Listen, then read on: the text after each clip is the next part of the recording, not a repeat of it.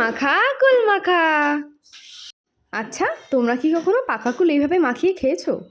তাহলে চলো আজকে বলি কুল মাখার রেসিপি। একটু চিনি, লবণ, ধনে, জিরে গুঁড়ো, দুটো লঙ্কা আর কাসুন্দি, আর নিয়ে নিলাম আমাদের ধোয়া পাকা কুল।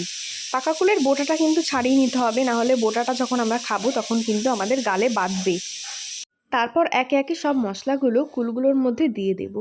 দুটো লঙ্কা কিন্তু ভালো করে চটকে নিতে হবে, যাতে খেতে অনেক টেস্টি হয়। যারা ঝাল পছন্দ করেন না তারা কিন্তু ঝাল বেশি দেবেন না। আমি যেহেতু পছন্দ করি সেই জন্য দুটো দিয়েছিলাম এই অল্প কুলে। তারপর ঝালগুলোকে ঠিক এইভাবে চটকে নিয়েছি মেখে মেখে।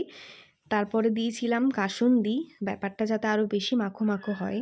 সব কিছু মশলাগুলো খুব ভালো করে কুলটাকে নিয়ে মাখিয়ে নিতে হবে। সব কিছু মাখানোর পর ব্যাপারটা ঠিক এমনই মাখো মাখো হয়েছিল। তারপরে আমি একটু নিজে টেস্ট করে নিলাম, খেয়ে এত সুন্দর হয়েছিল তো কি বলবো। সাথে ভাইজিটাকেও চেক করালাম, বলল অনেক ভালো হয়েছে।